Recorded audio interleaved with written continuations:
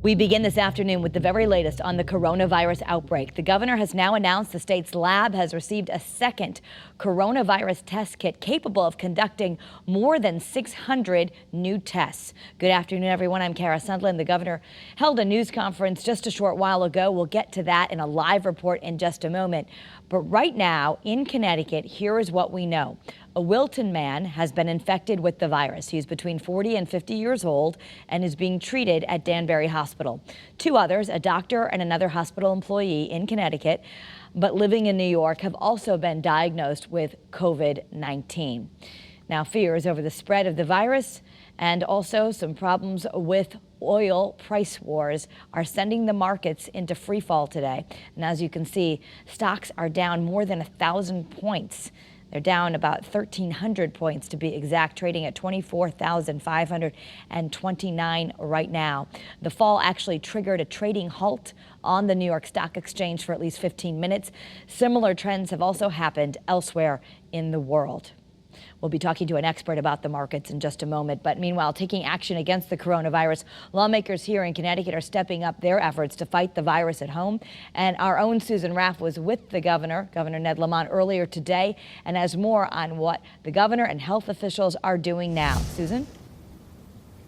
Kara, good afternoon. This additional kit, which Connecticut has just received, will really help. It does provide an additional 600 tests. Connecticut already has one kit. In fact, some say it comes a little bit too late. They wanted this kit about a week ago, but it is here and it will help test for the coronavirus. As for hospitals, they are definitely stepping up their game. In fact, Bristol Hospital tells us they're going to have a trailer outside the hospital so that people can get evaluated. Now, this is not just for anyone who has maybe flu-like or cold-like symptoms. It is for people who may have traveled to high-risk countries. It's also for people who are considered high risk, may have some underlying health condition. As for Governor Lamont, he says he's working with state health officials and they are doing the very best to coordinate. We're as ready as we can be. We have a bigger rainy day fund per capita than any other state in the country. A lot of people had their eye on that fund. That's going to help us weather what could be an economic storm. Right now we have what's the potential for a public health contagion. And I think you see with the folks here from Bristol Health, I think you see in terms of what Josh and what we're doing in our Commissioner of Public Health, working with the locals, working with the feds, we have as good a coordinated response as we can. We're lining up more testing capacity depending on what the need may be. Look, you can't prepare for what you don't know, but we're as prepared as we can be. One of the concerns that was raised in this press conference was the cost for some of these tests, that insurance companies may be charging for that.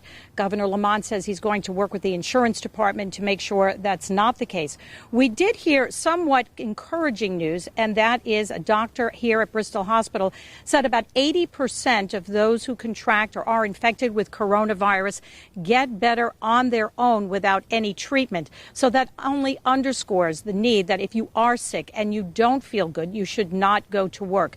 The other thing, and this is not being considered right now, but it is something that they are looking into, and that is large events. The state wants to make sure that if they are organizing or sponsoring any events with 100 people or more, that may be something that will be canceled. They're also asking employers to do that as well, private employers.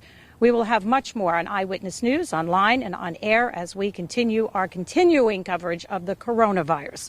For now, we are live in Bristol. Susan Raff, Channel 3 Eyewitness News. Thank you, Susan. Yes, keeping up on all the latest developments.